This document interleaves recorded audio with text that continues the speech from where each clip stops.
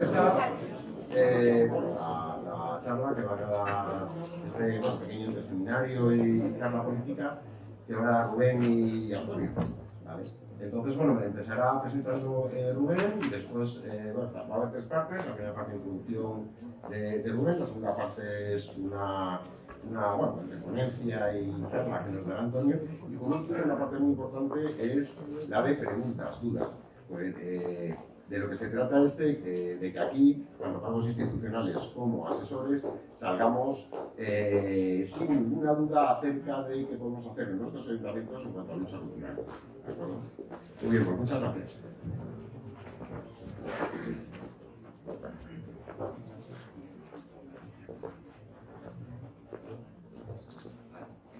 Buenas tardes, muchísimas gracias a todos por asistir. Y en primer lugar, lo que vamos a hacer va a ser dar lectura a un manifiesto con motivo de la festividad, y tenemos que decirlo así, precisamente una de las cosas que justifican esta charla, la festividad del 12 de febrero. El 12 de febrero fue el día en que se reconquistó la taifa de Murcia, por parte de ¿quién fue? ¿Antonio? Primero en nombre de Alfonso. En nombre de Alfonso. Era para ver si se lo sabían. Entonces, de verdad. Aprobado. La lectura del manifiesto se va a llevar a cargo por parte de nuestra diputada en la Asamblea Regional, Virginia Martínez, y os pediría un fuerte aplauso para ella.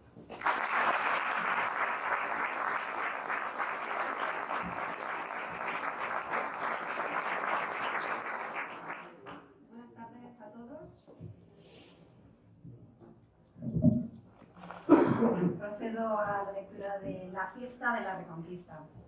En 1266, nuestros antepasados reconquistaron la taifa de Murcia y nos entregaron en justo repartimiento tras una larga lucha contra un enemigo mortal.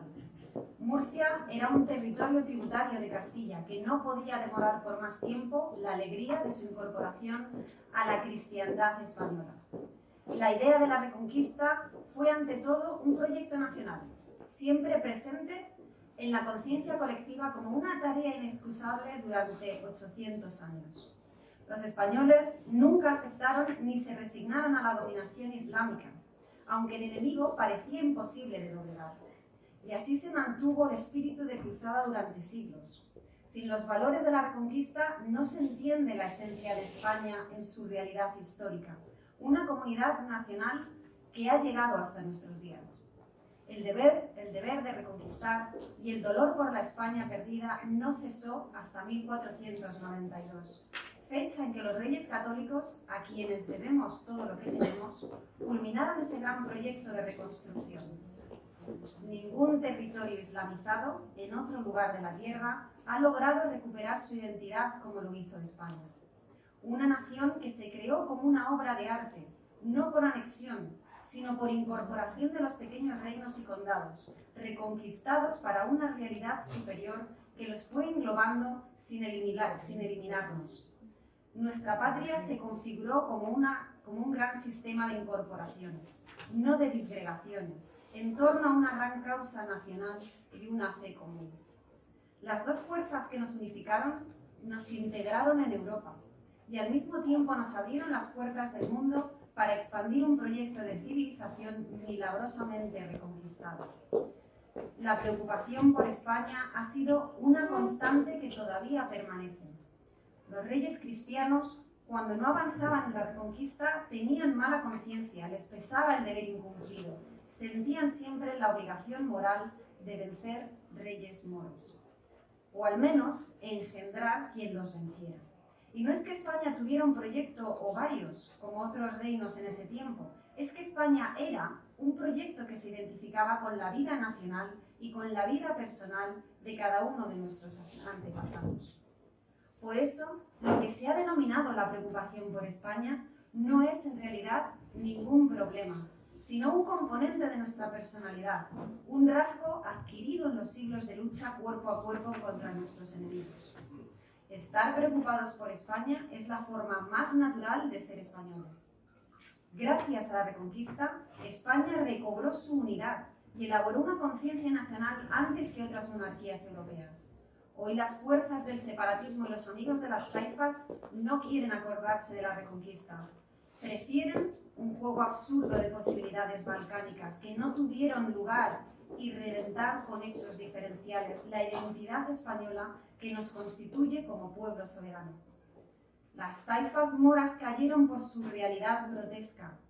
Hoy las autonomías quieren parecerse a ellas, con su mito de autogobierno federal, oligárquico y despótico, con burocracias extractivas al servicio de varones territoriales, que reclaman más poder y dinero para desangrar a la España unida y reconquistada que tanto desprecian. Vox es el único partido que se acuerda de la Reconquista y reivindica su valor permanente para la formación de nuestra identidad nacional.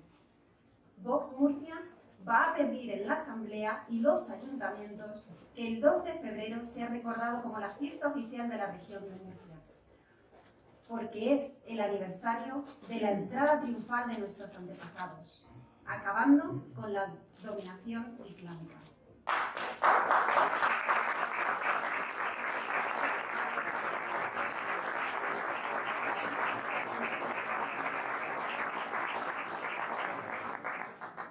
Arbitraria del Estatuto de Autonomía es una ceremonia oficial sin valor para nuestra identidad.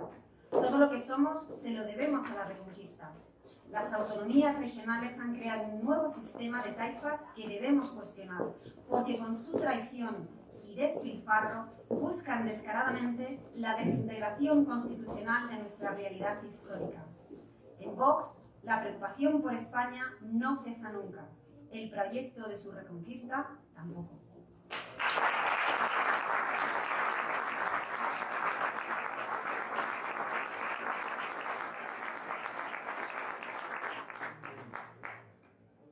Muchísimas gracias, Virginia.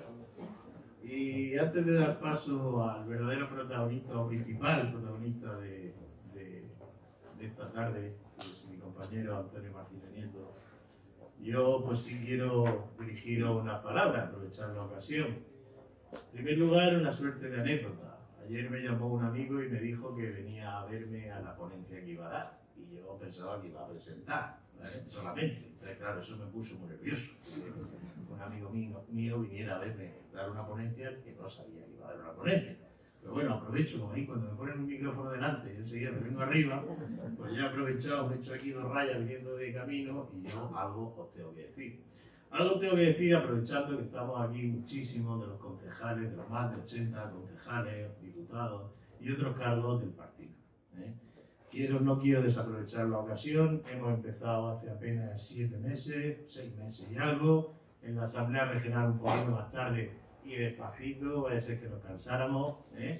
Y la verdad que al principio pues nos está costando trabajo. La mayoría de nosotros pues no venimos de la política, la gran mayoría de nosotros venimos precisamente de estar en el juzgado, de estar en la barra del bar, de estar observando cómo la política está totalmente alejada de los problemas de los ciudadanos y ahora estamos dentro. Y estamos dentro y nos encontramos con una doble problemática. Por un lado, el lenguaje o la tramitación administrativa, que en muchas ocasiones nos hace muy engorrosa. Las ganas que tenemos de hacer cosas pues nos hace chocar en ocasiones con los procedimientos administrativos, con los procedimientos legislativos. Y por otro lado, y lo digo así de claro, pues está la política en sí misma. La política en sí misma que ya ha dejado de ser un arte y se ha convertido pues, en una suerte de cultura. Vamos a decirlo así, ya vamos introduciendo el término por el que estamos aquí.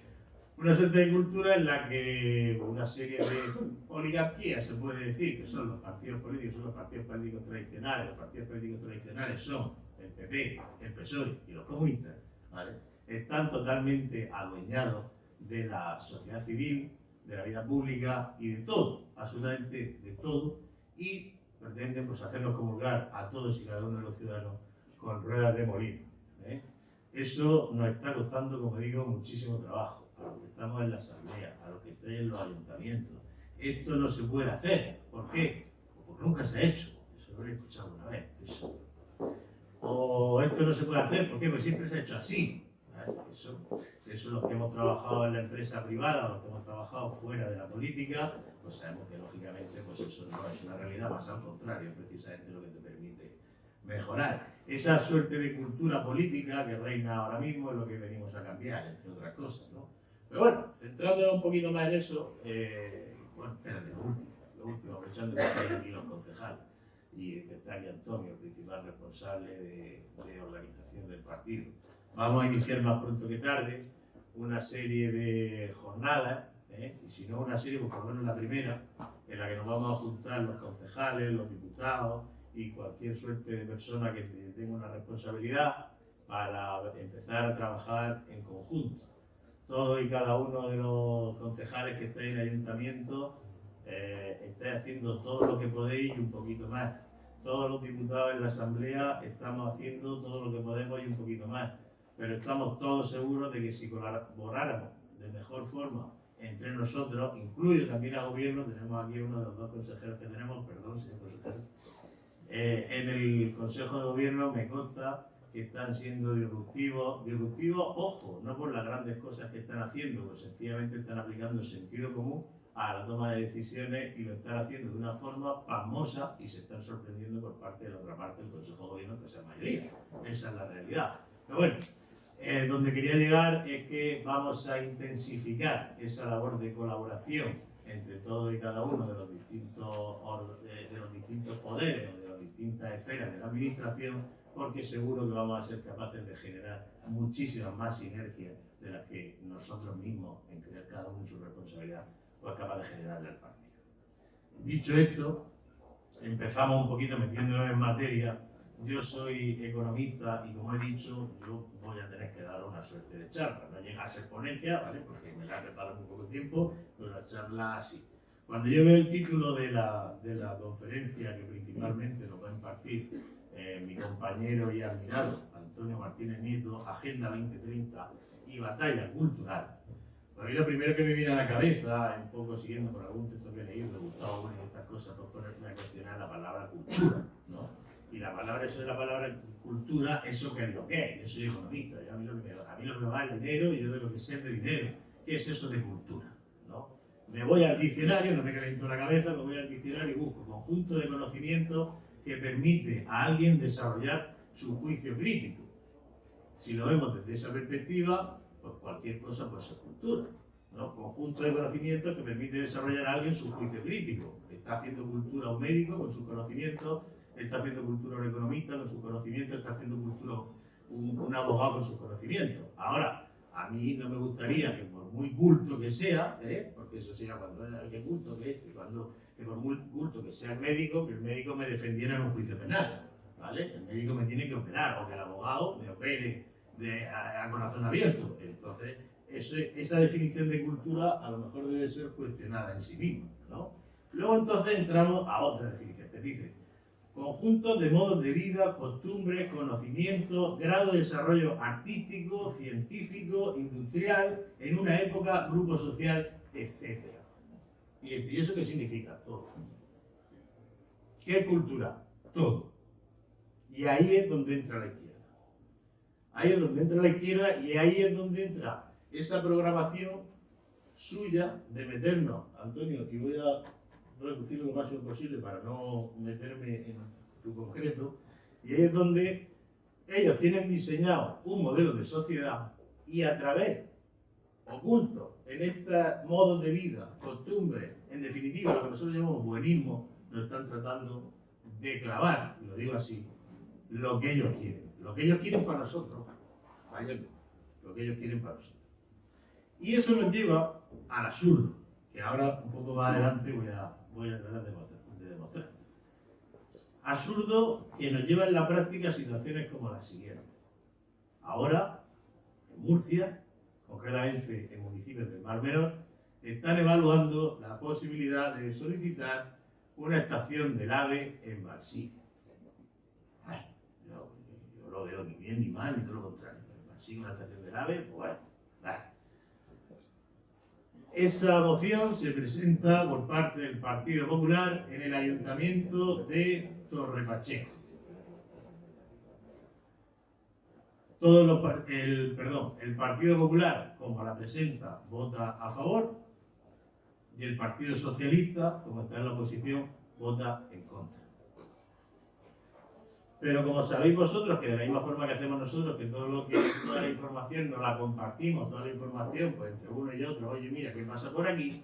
Pues se le ocurre al concejal del PSOE, el Pacheco, decírselo al alcalde de los Alcázares. Y coge al alcalde de los Alcázares socialista y dice, dame la moción. Y la presenta, la misma. La presenta en los Alcázares, el Partido Socialista vota que sí, porque es suya, y el Partido Popular vota que no. Esto no acaba ahí. Al día siguiente se van todos los máximos responsables del Partido Popular a Balsica a echarse una foto, hasta la de los Alcázares, que había votado que no.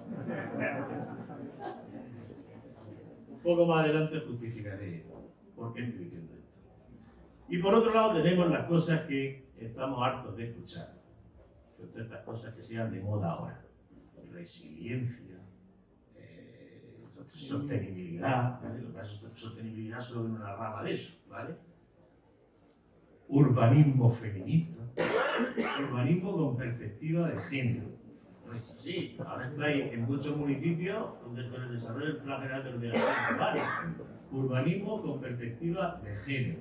Y tú te paras a ver eso, a analizarlo de verdad, y tú dices, bueno, yo la perspectiva jurídica, vamos a ver esto qué es lo que es. Porque, oye, si se puede echar una mano, se echa. ¿Por qué? Porque nosotros, por ejemplo, yo ahora mismo en términos de que nosotros, género, ¿eso qué es lo que es? Pues no sabemos lo que es, eso es una tontería. Pero bueno, en términos descriptivos, hombre-mujer le puede decir género. En términos descriptivos, que cada uno le llame como quiera. Pero sabes que te está refiriendo a un hombre y una mujer. El género empieza a meter otra, ya está metiendo otra cosa. No tiene nada que ver con la mera descripción de lo que es la distinción entre hombre y mujer. Entonces, yo dando esa oportunidad, digo, pues voy a ver este urbanismo con perspectiva de género, ¿qué es lo que es? Y entonces resulta que si te pones a leer la letra pequeña, te dicen que tiene que haber no sé cuántas farolas por metro de calle, porque así hay más luz y por la noche puedes comer eso sola y borracha y no sé cuánto. ¿Vale? Ese es el urbanismo con perspectiva de género. Claro, y yo, ¿qué queréis que os diga? Si es el urbanismo con perspectiva de género, pues yo creo que eso sencillamente, pues tener más presupuesto, o mirar la alternativa, que es donde vamos nosotros. Y si en vez de coger el mismo discurso, que tiene que haber más luz, pero en vez de ir sola y borracha, pues para que los niños puedan estar más tiempo jugando en los parques. Para que nuestros abuelos pues, puedan estar en el parque, tomando el fresco, a la hora que les dé la gana. Y no les lleve uno por detrás y les ponga una navaja en el cuello. Y si decimos eso, ¿qué pasa? Los cortocircuitan por completo. A la izquierda los deja caos. ¿Y por qué digo esto? Porque más allá, visto el concepto de cultura y visto eso de batalla cultural, yo me quedo y sigo a uno de nuestros principales líderes, que es Jorge Buxadé, que trasciende esta batalla cultural o esta lucha cultural y la convierte en una batalla espiritual. Espiritual no en el sentido religioso, ¿no? Aquí cada uno porque rece lo que quiere de esas cosas. Yo tengo claro que tengo que rezar y qué creo. Que cada uno que haga lo que quiera. Pero bueno, él lo ve como una batalla espiritual en el sentido de que estamos hablando más de los sentidos, estamos hablando de lo que uno lleva adentro, estamos hablando de los valores, estamos hablando no estamos hablando de algo externo, de algo tangible. Claro, cuando nos pasamos a hablar en el sentido de batalla espiritual y no batalla cultural, ¿de qué entonces estamos hablando? Y es aquí donde yo ya voy a hacer dos comentarios y ya paso la palabra a Antonio. Cuando estamos hablando del espíritu, de las verdades del espíritu, aquí en esencia, a lo que tenemos que atender es que cuando estamos haciendo algo, tomando alguna decisión, si se nos remueve el estómago, la estamos liando. Tenemos la suerte de estar en un partido que dice exactamente lo mismo en Galicia, cuando nos dejan decirlo, porque allí es que ni los periódicos, ni el debate de televisión, absolutamente nada, lo tienen silenciado el PP, ¿vale? El PP. En Galicia, en Asturias, en Madrid, en Cataluña o en Murcia decimos exactamente lo mismo y eso es una gran suerte. Pero cuando hablamos desde ahí, desde el espíritu, cuando hablamos de que, no sé, en ciudades tales como Cartagena, que tienen un sentimiento muy fuerte de ese cartagenerismo y tal. Y nosotros venimos aquí con nuestro discurso, que es el mismo en Cartagena, que en Murcia o en Barcelona, exactamente lo mismo, o sea, no hay ningún tipo de problema. ¿De dónde entonces tenemos o cómo tenemos que basar esa batalla espiritual, esa lucha espiritual? ¿Qué es eso del espíritu? Pues el espíritu está más o menos basado, según mi criterio, según mi teoría, según mi tesis, ¿vale?, en la verdad, en el bien común y en la propiedad privada. En la propiedad privada, porque obviamente sin propiedad privada no tendríamos el Estado de Derecho que tenemos ahora. Cada uno de los tres puntos que he dicho, nos podríamos estar aquí 1 hora y media hablando de cada uno de los puntos, ¿vale? Pero me voy a centrar solo y exclusivamente desde la verdad. La propiedad privada, lógicamente, porque justifica nuestro Estado de Derecho ahora mismo, tal y como lo tenemos concebido. En el bien común, porque no tendría razón de ser la política sin el bien común, ¿no? El bien común no es en sentido económico, una propiedad común, no es una teoría. El bien común es lo que somos capaces de hacer tú y yo en pro de todos, y a la vez eso genera, si acaso, mayor valor añadido, ¿vale? Es la verdad sobre lo que quiero yo centrarme un poquito y ya terminar. No renunciéis, no renunciemos nunca a la verdad, por favor. Los que hemos entrado nuevos ahora, yo soy el primero. Nos damos cuenta en muchas ocasiones, nos damos cuenta que lo más cómodo es no molestar. Y eso es lo que vemos en otros partidos políticos. Eso lo vemos mucho en el Partido Popular. No te metas en ese charco, vamos a pasar. ¿Qué quieren esto? Bueno, dale, si no lo vamos a cumplir, dale, para adelante. Es no molestar.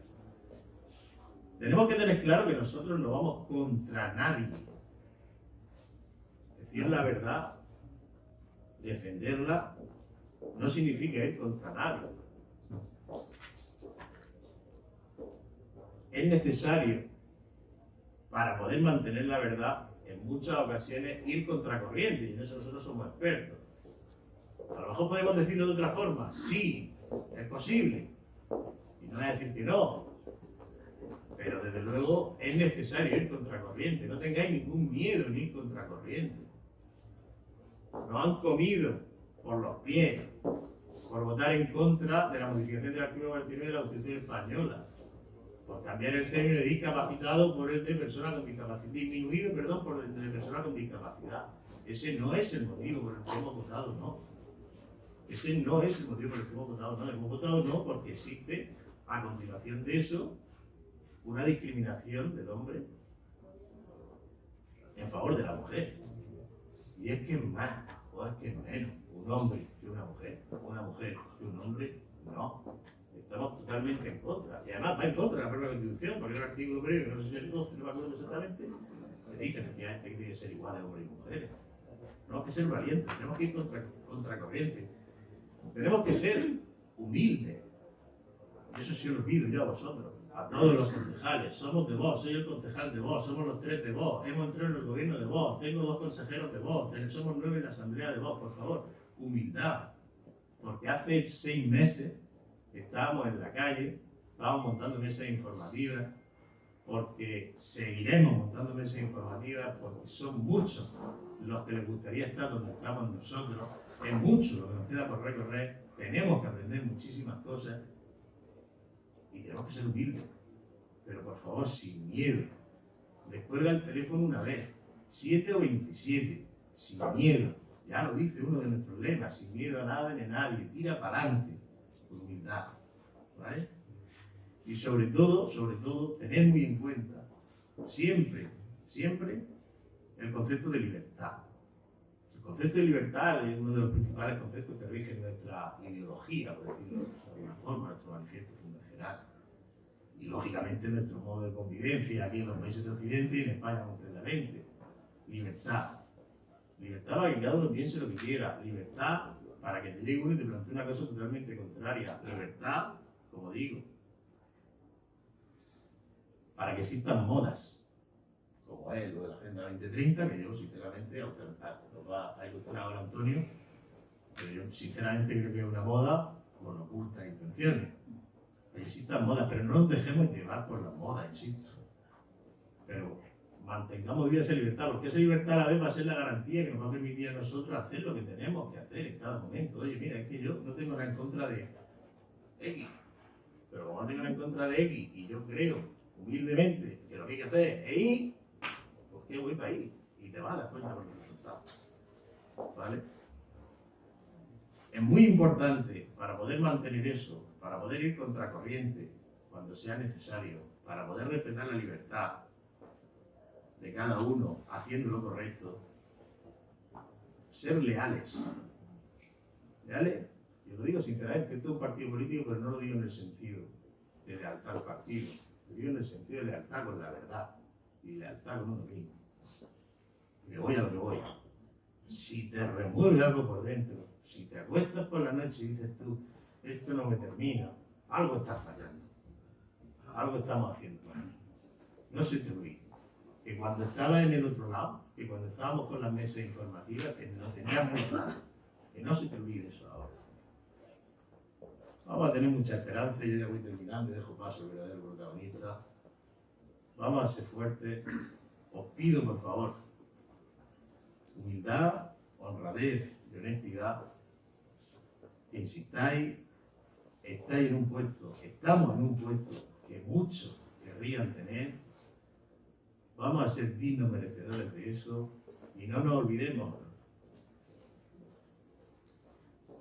que solo nos tenemos los unos a los otros. Sin miedo a nada ni a nadie, viva España y muchas gracias.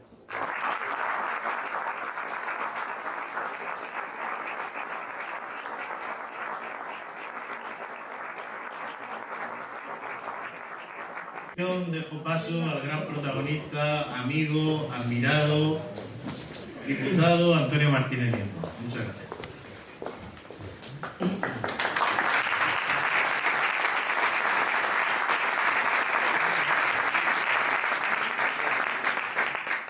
Muchas gracias a todos por venir, a Rubén por sus palabras introductorias donde ya ha señalado algunas de las ideas clave de la batalla cultural. Nuestro consejero de fomento, nuestros concejales de todos los municipios de la región de Murcia, mis compañeros de la asamblea y también unas gracias especiales a los compañeros de aquí de Cartagena que han tenido la idea de organizar esta sesión, esta primera sesión de digamos, un ciclo más largo sobre batalla cultural y Agenda 2030 enfocada en los ayuntamientos. Hoy se habla mucho de batalla cultural. Posiblemente el objetivo de esta tarde pueda ser reforzar nuestras capacidades para pensar la acción política en términos de batalla cultural. Y me gustaría comenzar con la descripción que hizo Javier Milei en el foro de Davos el otro día. Y dijo, más o menos vino a decir, que la idea es que el socialismo y el comunismo han perdido su credibilidad para hablar de economía. Han fracasado para hablar de prosperidad. Tras la caída del muro de Berlín, esas ideologías están desacreditadas. Ya no pueden decir que el socialismo o el comunismo traen prosperidad o bienestar. Ese relato se les ha desmoronado, porque lo único que han demostrado es que son creadores de pobreza y de precariedad, y que además administran toda esa miseria con la mentira, la manipulación y la cartilla de racionamiento. Por tanto, al perder el relato de la economía, los comunistas y los socialistas han tenido que reformular su proyecto. Ya no se presentan como redentores de la clase obrera, ni como defensores de una mejor teoría económica para producir bienes y servicios. Ahora, el discurso neomarxista o postmarxista consiste en decir que el capitalismo, que la economía de mercado, es intrínsecamente injusta e inmoral, porque engendra desigualdad, porque engendra marginación de los desfavorecidos, porque esquilma los ecosistemas y sirve únicamente para consolidar estructuras de dominación del patriarcado y las formas políticas de la derecha. Y como nadie soporta la desigualdad, ni la injusticia, ni la destrucción del medio ambiente en beneficio de unos pocos, por eso nos dicen descaradamente que tienen una superioridad moral. Y que frente a esa superioridad moral, pues el capitalismo es muy vulnerable por la injusticia y por la desigualdad que genera. Entonces, la idea cultural que nos transmiten con esto y que quieren implantar en la sociedad es que no se puede aceptar el capitalismo ni sus formas políticas más significadas, que son las tendencias de derecha, por su manera de concebir e interpretar la realidad y por los roles que asignan criminales a las personas en el mundo. El capitalismo como sistema económico y la derecha como pensamiento político asociado es una fábrica de represión, de desigualdad, de injusticia y de contaminación. Por tanto, el campo de batalla ya no es la economía, ahora es la cultura. El espacio de la política se ha trasladado a la cultura. Lograr la hegemonía cultural es el objetivo político de la izquierda. Y hegemonía cultural significa tener el poder de establecer de qué se puede hablar, qué discursos están prohibidos o permitidos, qué ideas están canceladas.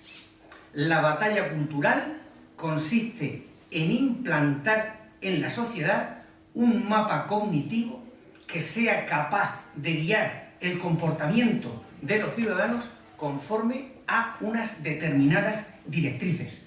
Los votantes quedan mentalmente acondicionados para apoyar esas políticas socialistas que culturalmente han implantado en primer lugar. ¿Y cuál es el cambio de la estrategia? Pues que la vieja lucha de clases se ha transformado en una multiplicidad de luchas en el marxismo cultural. La lucha de padres contra hijos, de hombres contra mujeres, de negros contra blancos, de musulmanes contra cristianos, de la familia homosexual contra la familia tradicional, negacionistas contra ecologistas, cazadores contra conservacionistas, agricultores contra urbanistas, abortistas contra defensores de la vida, y así un sinfín de colectivos enfrentados en una lucha sin posible reconciliación. El progresismo ha recuperado la ventaja competitiva que había perdido al centrarse en la lucha de clases, y ahora ha definido quiénes son los buenos y quiénes son los malos, y se ha colocado, se ha autoproclamado en el bando de los buenos. Pues bien, con lo que llevamos dicho hasta ahora, ya podemos tener una primera idea que a mí me parece importante, que es cómo funciona la estrategia socialista para lograr la hegemonía. La división de todas las personas en colectivos enfrentados. Esa es la técnica. Se toma un posible agravio, no importa que sea real o inventado, se agrega a los afectados en un colectivo, que son los buenos, se señala a un enemigo de ese colectivo, se buscan culpables, que son los malos, y a partir de ahí el paso siguiente es reclamar el poder o mantenerlo para exigir reparaciones y cambios legales o incluso en la Constitución para solucionar el problema. Esa técnica de dominación les ha dado tremendos resultados. Y no es solo una victoria inocente en términos de lenguaje políticamente correcto. Es una victoria más real que simbólica, porque incluso los partidos de la derecha han asumido esa cosmovisión. Hoy no es raro que todos los partidos se definan como feministas, ecologistas, progresistas, pacifistas y mundialistas. Todas las etiquetas de la izquierda han sido asumidas por la derechita, que se sienten felices con ese relato que se autoproclama como progresista. Porque nadie quiere ser regresivo, ni retardatario, ni mucho menos retrógrado o retrasado.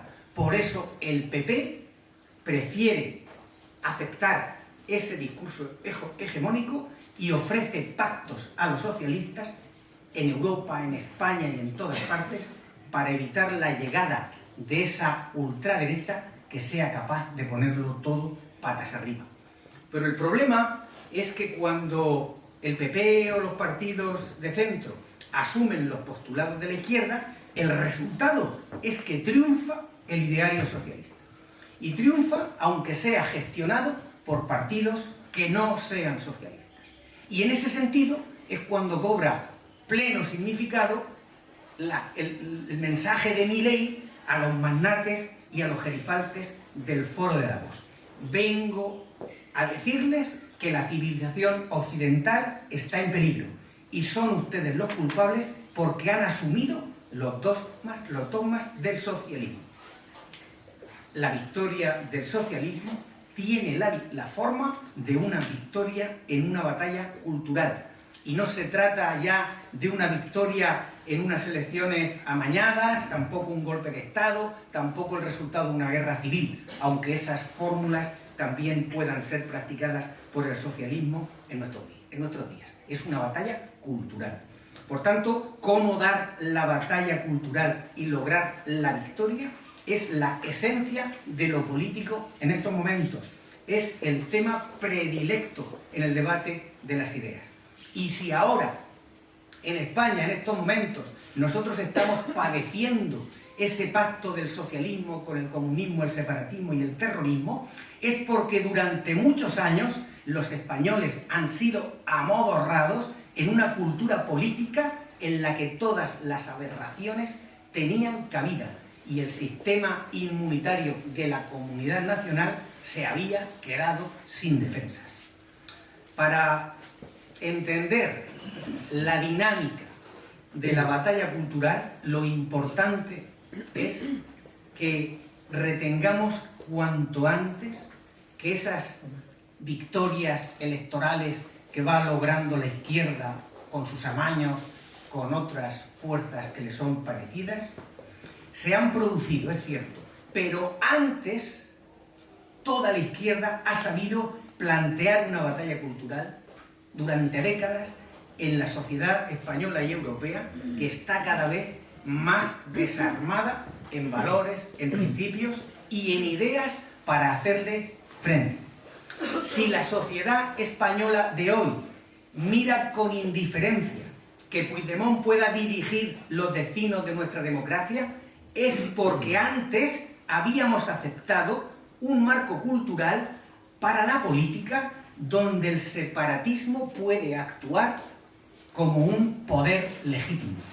Si aceptamos el aborto y la eutanasia, es porque antes hemos sido adoctrinados en la cultura de la muerte como un abismo inevitable para el progreso y la emancipación. Si nos horroriza la subida de precios de los alimentos, pero criticamos las protestas de la gente del campo, es porque nos han arrancado el alma rural que todavía puede defendernos en un mundo moderno, trastocado y vuelto del revés. Si damos personalidad jurídica a los ecosistemas y damos derechos humanos a los animales, es porque antes nos hemos tragado la idea de que el ser humano no está a cargo de la naturaleza y que no tiene más derechos que un mono.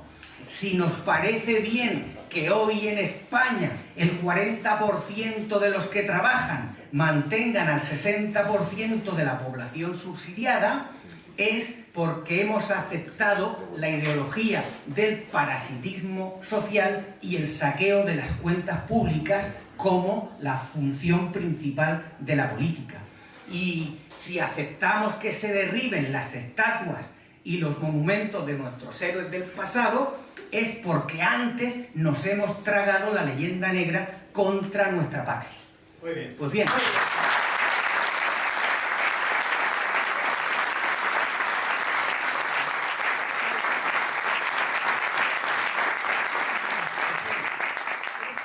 Este es el esquema de la batalla cultural, de la lucha cultural.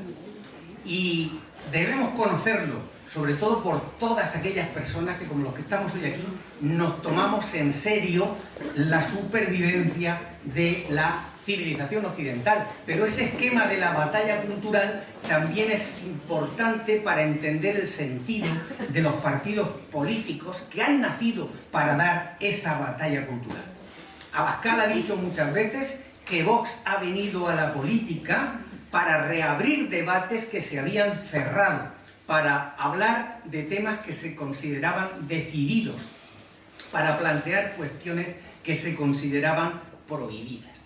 Y precisamente por ese papel de luchador, de guerrillero cultural, es lo que explica la reacción furiosa de nuestro enemigo, que ha reaccionado contra Vox desde que nació con 3 armas: con el silenciamiento, con la demonización y con el castigo, que son las armas de la guerra cultural.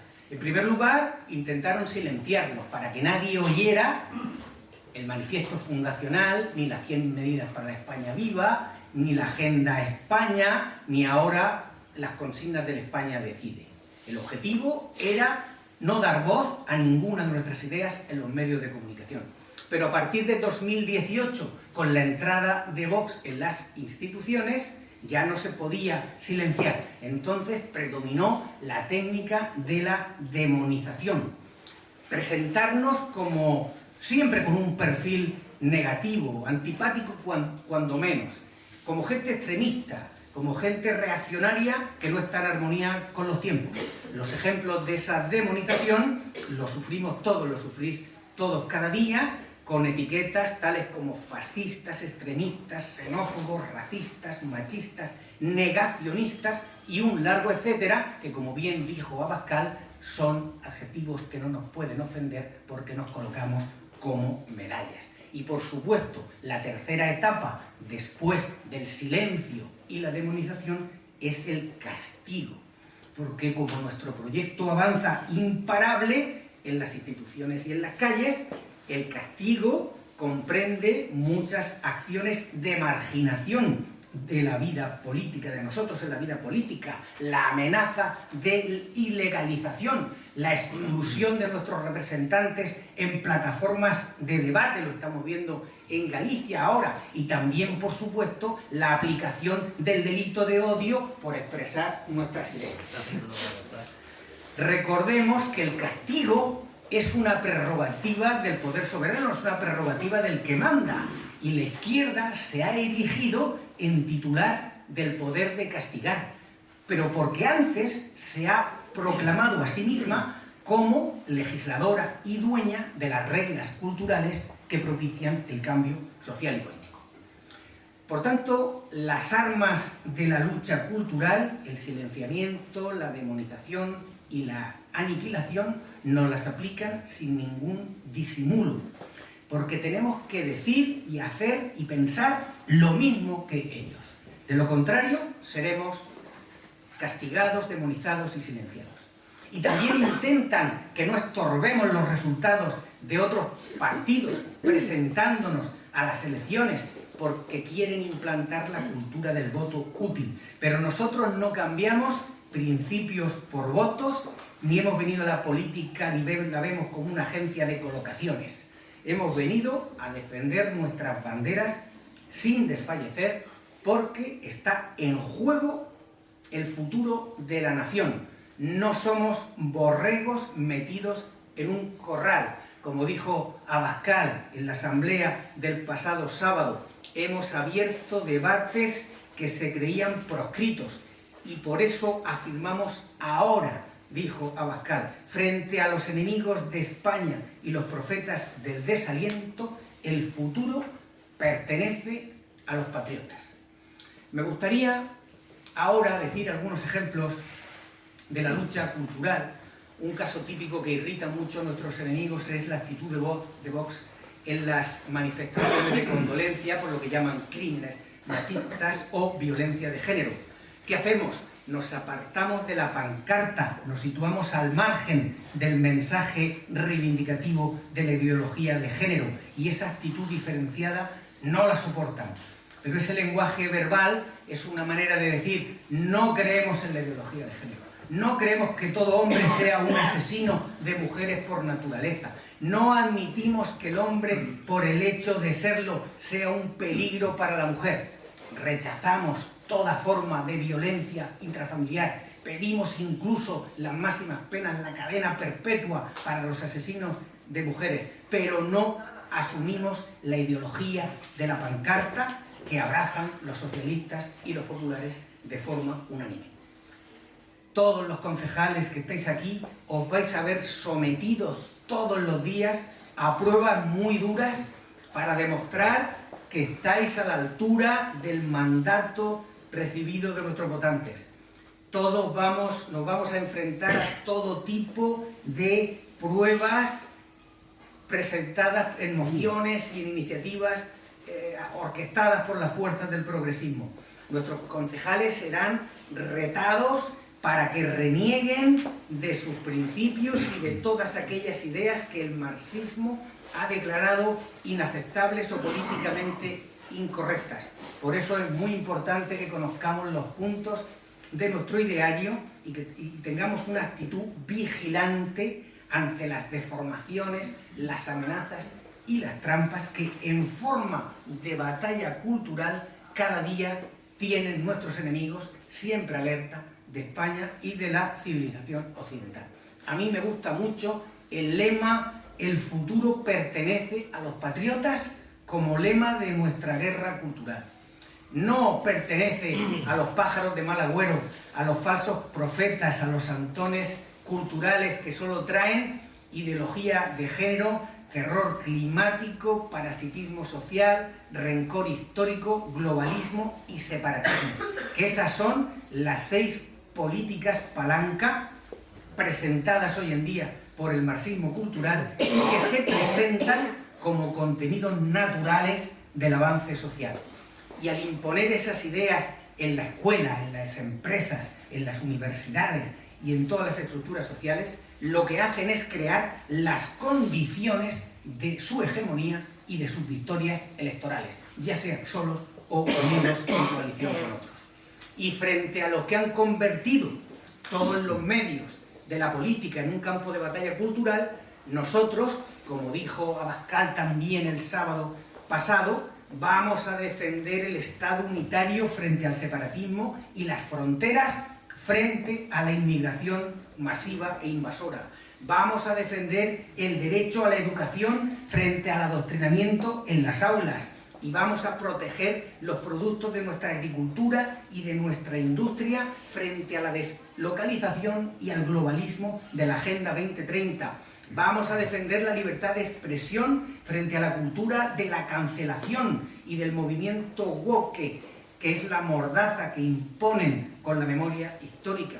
Vamos a defender la igualdad ante la ley y los valores de la Europa cristiana frente al multiculturalismo suicida y la islamización creciente de nuestras naciones libres y soberanas. Y vamos a defender el derecho a la vida desde su concepción hasta su extinción natural y también los derechos de los trabajadores frente a cualquier abuso de la patronal y el secuestro de los sindicatos marxistas. Y esa es la batalla cultural y política que tenemos delante, que la vamos a desarrollar con entusiasmo, inasequibles al desaliento. No importa que los comunicadores famosos o los medios pagados digan de nosotros que creamos una polarización innecesaria en la sociedad o que debemos desaparecer porque perjudicamos las expectativas de otros partidos políticos que dicen que defienden lo mismo que nosotros. En definitiva, tenemos que ser capaces de identificar todos los productos ideológicos que, como despojos de la batalla cultural, quieren que nos traguemos, porque son las recetas que aplica el socialismo donde gana y que debe aplicar cualquier partido donde no gane la izquierda. Hoy las comunidades autónomas, los ayuntamientos, con independencia del partido que gobierne, se sienten vinculados por esos productos y servicios que va produciendo la fábrica progresista expandida por todo el mundo, con un formidable aparato de producción de ideas nocivas y que se contienen encapsuladas en los planes, estrategias, agendas de la ONU, de la Organización Mundial de la Salud, de la Unión Europea, de los foros mundiales y de todas las estructuras y fundaciones que, como las que dirige Soros y otros magnates, tienen pretensiones de ingeniería social y de dominio mundial. Nuestra misión es descubrir esas trampas en nuestros municipios y en nuestras instituciones, porque esas ideas se convierten en normas, en mociones, en ordenanzas, para empobrecer la vida de nuestros ciudadanos, para hacer más antipáticas nuestras vidas con sus cargas y con regulaciones, para hacernos más resentidos, más mediocres, más gandules. No tragamos todo ese relato cultural, al contrario, lo vamos a combatir y vamos creciendo. Y son muchos los motivos para el optimismo. Muy pronto, en España, en América, en toda Europa, vamos a ver cómo se desmorona todo el montaje del marxismo cultural, que va a quedar como ese toro amorcillado que se niega a rodar una vez que ha recibido el rejón y está esperando un descabello certero. Hay que repasar algunos ejemplos para ver cómo se despliegan esas políticas palanca en las instituciones. Y tenemos un caso muy cercano, la propia región de Murcia.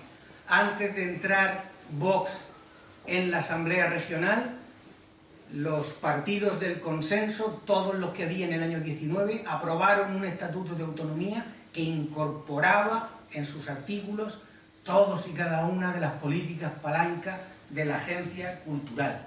Pero es que antes de ese estatuto de autonomía del año 19, que afortunadamente no llegó a aprobarse, las fuerzas políticas que entonces mandaban en exclusiva aprobaron la ley LGTB para la región de Murcia en 2016. Prohibieron determinadas modalidades de caza deportiva y en 2017 se declaró la región de Murcia en emergencia climática para hacer el seguidismo del Tratado de los Acuerdos de París.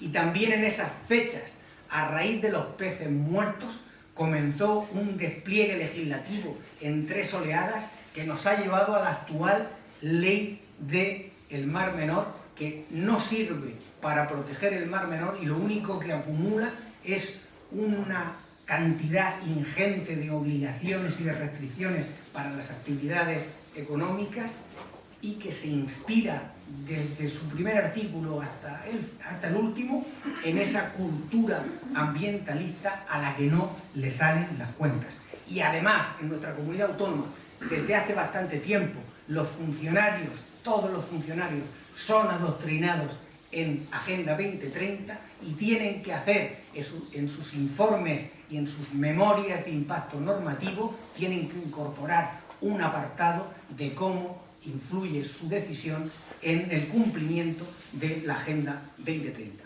Por eso podemos afirmar que antes de la llegada de Vox a la Asamblea, la región de Murcia había sido cooptada por una forma de pensamiento que hacía indistinguible al Partido Popular del Partido Socialista. Estaban como transustanciados el uno en el otro y que se camuflaban bajo el consenso socialdemócrata con un caciquismo regional que ponía todo el presupuesto al servicio de las oligarquías.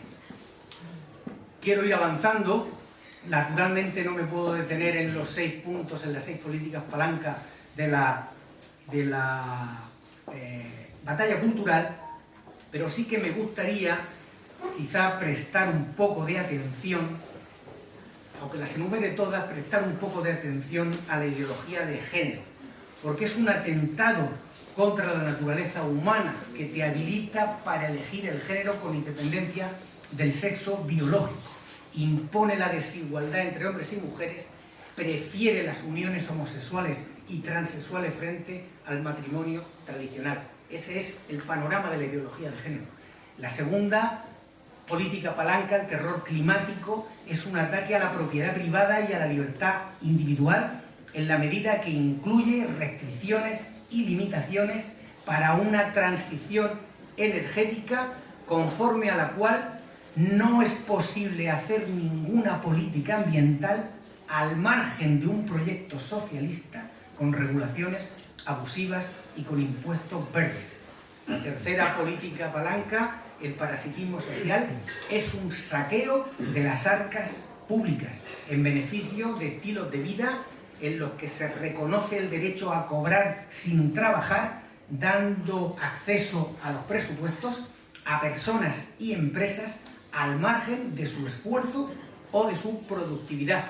Y por último, tanto el globalismo como el separatismo son ataques a la idea de nación, porque promueven identidades incompatibles con la patria y con su ciudadanía global o con su identidad localista, que además regalan la ciudadanía española a cientos de miles de inmigrantes y que anulan el concepto de soberanía nacional de los españoles que queremos vivir en una patria unida. Naturalmente, si esas son las 4 políticas palanca más peligrosas, quisiera centrarme hoy en la de ideología de género y en el terror climático. Comienzo con el género. El género niega que la ideología de género niega que el sexo sea un dato de la biología y afirma el derecho de cada persona a la autodeterminación, es decir, a proclamarse como hombre o mujer o cualquiera de las variedades de género imaginables. Ese esquema, una vez que se mete en la legislación, comporta la obligación del resto de los ciudadanos a tratarlo conforme al género autopercibido, lo que implica el uso de cuartos de baño, la participación en competiciones deportivas y una serie de inconvenientes que ya están creando tremendos problemas. Pero la ideología de género ha cosechado victorias culturales en España de forma incesante. Se ha incorporado plenamente a nuestra legislación, también en 3 oleadas, imponiendo cuotas para el acceso a los órganos públicos y privados, eliminando el principio de igualdad con presunciones de veracidad preestablecidas y otras medidas a favor del aborto como derecho disfrazado de salud sexual y reproductiva. Y además esta ideología no se deteriora, a pesar de las leyes que rebajan las penas y ponen en la calle a los violadores, porque aplica uno de esos principios de la ideología de género, en concreto el que pone el consentimiento en el centro de la relación sexual, de tal manera que toda persona que consiente la relación, sin importar su edad, legaliza el acto, con lo cual se banaliza incluso la pederastia. Recordemos las palabras de Irene Montero, que dijo que nadie podía impedir a los menores que tuvieran relaciones sexuales con quien quisieran. Fue denunciada y el tribunal la absolvió porque dijo que no era una incitación a la pederastia, sino que formaba parte de las opiniones libres que se pueden manejar en el marco de la lucha cultural. Pero tenemos que estar atentos, muy atentos, a los próximos avances de la ideología de género, porque ya se van conociendo. Hay en estos momentos un borrador de tratado de crímenes contra la humanidad, en el que se considera delito de lesa humanidad el vertido de manifestaciones contrarias a la homosexualidad, el transgénero e incluso el aborto. El objetivo de ese tratado es impedir que las personas puedan expresar libremente sus creencias acerca de la naturaleza humana, el matrimonio, la familia, e impedir la adopción de leyes que sean consecuentes con esas creencias. El nuevo tratado descarta la definición de género como distinción entre hombre y mujer y afirma que ese binario forma parte de la definición de la discriminación basada en el género. De manera que al abolir la distinción se abre la puerta a la persecución criminal de cualquiera que objete contra ideas o comportamientos homosexuales, bisexuales o transgénero.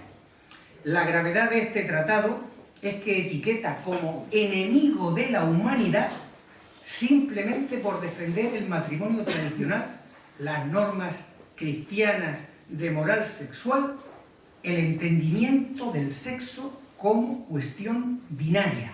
Es decir, desde la cocina de la Agenda 2030 se está guisando esta bazofia para que los gobiernos progresistas vayan avanzando con legislaciones internas el contenido de ese tratado. La Unión Europea ya ha manifestado su apoyo a un tratado en esa dirección y la Comisión de la ONU, que es responsable de su tramitación, ya ha emplazado sesiones para entre el 1 y el 5 de abril de 2024, es decir, dentro de unas pocas semanas prácticamente, y en una sesión de la ONU también de finales de 2023 se ha pedido que se redefina el crimen de embarazo forzado para incluir en el tratado como prohibida cualquier restricción al derecho de acceso al aborto y la contracepción.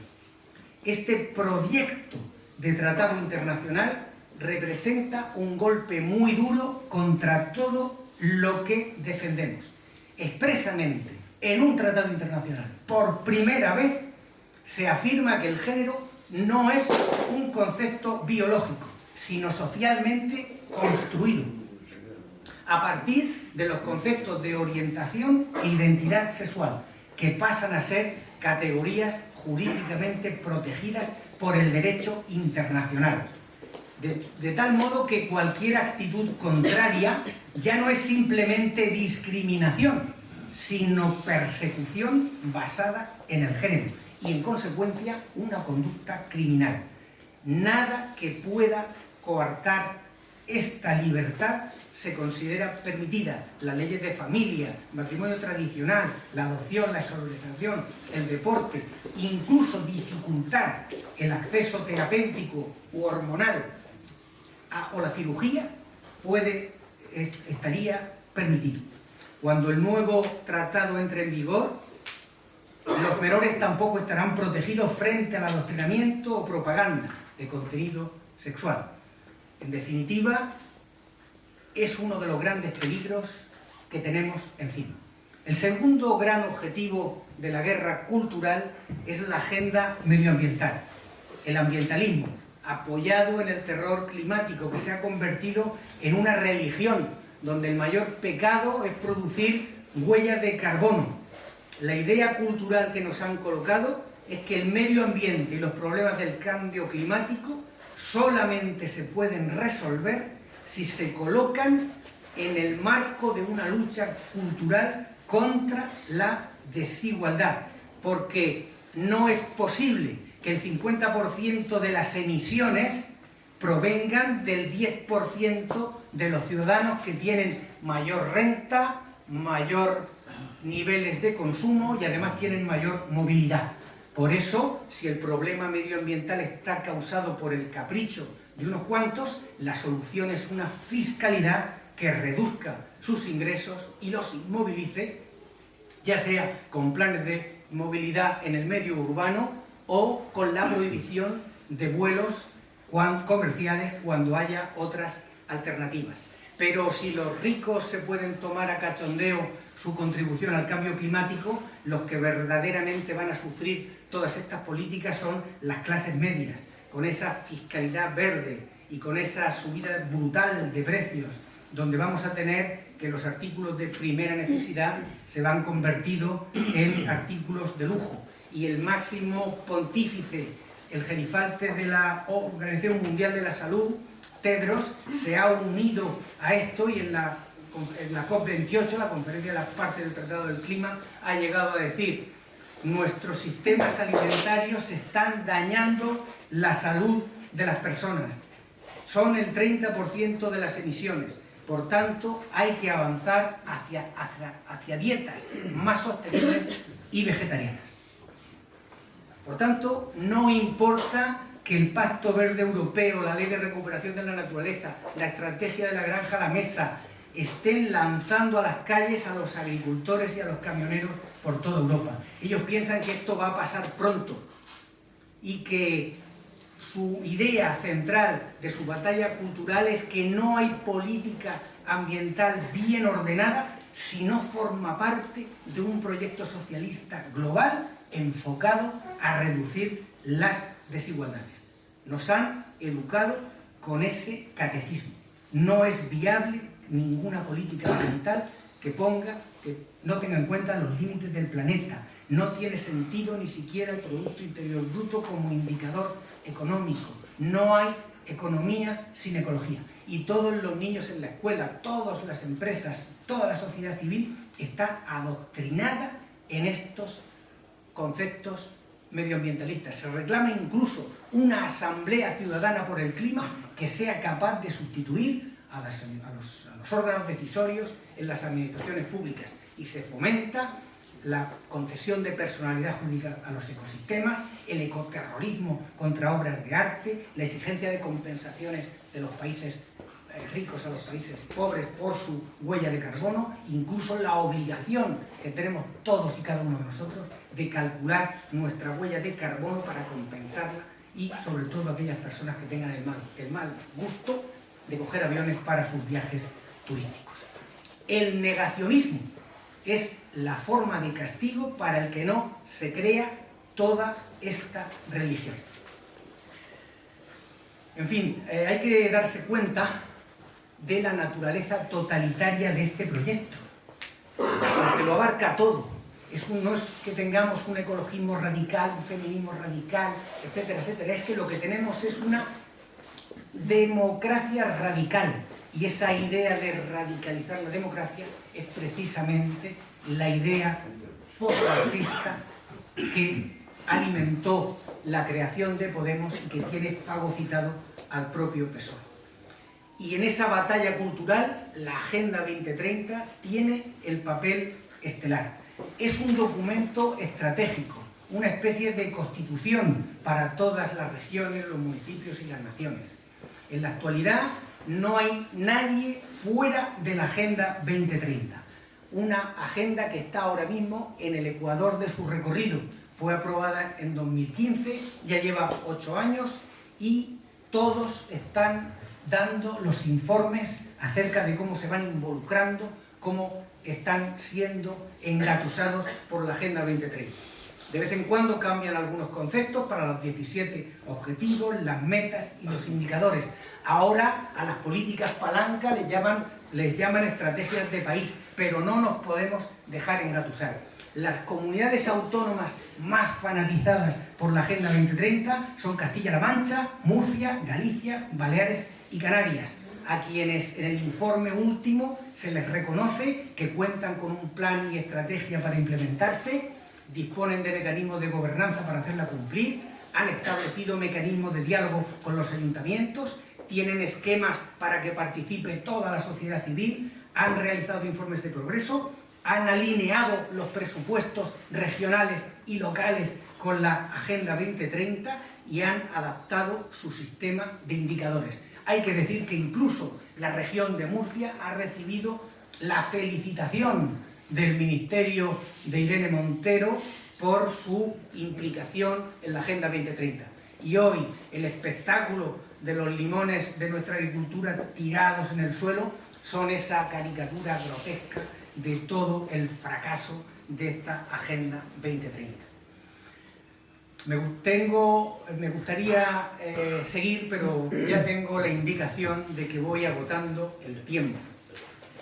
Me gustaría terminar con una referencia al foro de Davos, que es como empezaba, porque quizá todo esto se pueda sintetizar, todo esto se pueda englobar diciendo ese lema que se inventó en el foro de Davos que decía: no tendrás nada y serás feliz.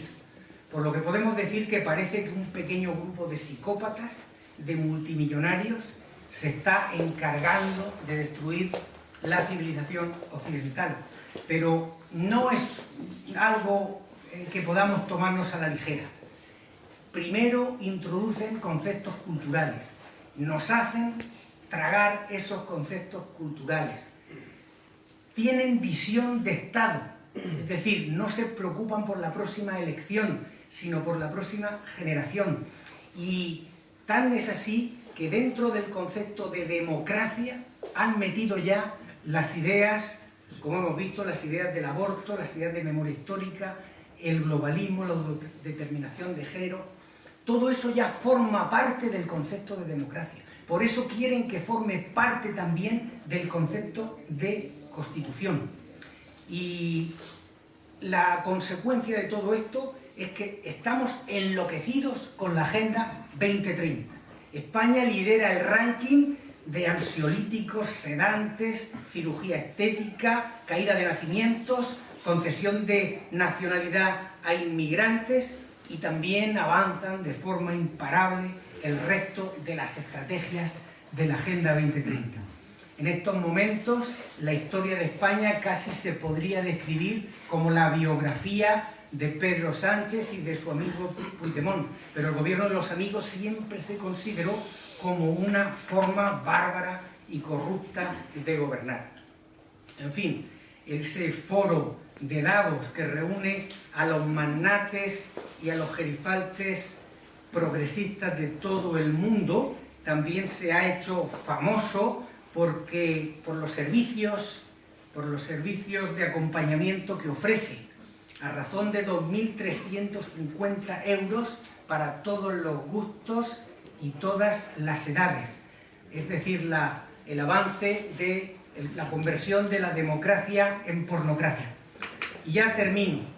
La batalla cultural tiene muchas similitudes con la Reconquista. Por eso los españoles que combatieron la islamización durante 800 años eran conscientes de que tenían que ganar esa batalla. Pasaban los siglos y la obra se culminó con los Reyes Católicos, cuando llegó la hora alegre de nuestra incorporación completa a la España nacional y a la civilización cristiana. Pusimos fin a la dominación islámica. Nuestra lucha cultural hoy tiene grandes similitudes. Es una batalla en la que se define también la civilización occidental, la cultura cristiana, la propiedad privada y la libertad política. Y si no ganamos esa batalla cultural primero y política después, tenemos el riesgo de perder todas las creencias, todos los valores que habían hecho que nuestras naciones fueran grandes y los ciudadanos fueran libres e iguales. Por eso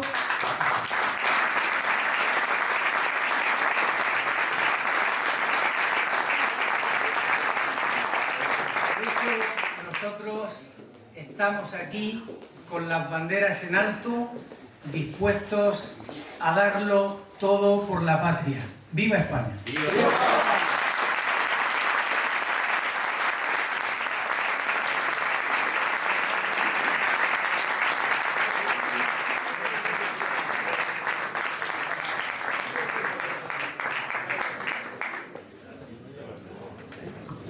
A mí me ha encantado. ¿Qué queréis que os diga? Nuestro Milei murciano. No, pero tal y como ha anunciado Javier, si alguien quiere hacer alguna suerte de pregunta, si acaso nos llevamos de tiempo, lo acotamos, hacemos alguna pregunta. Adelante, Gonzalo de Cartagena, nuestro portavoz en Cartagena.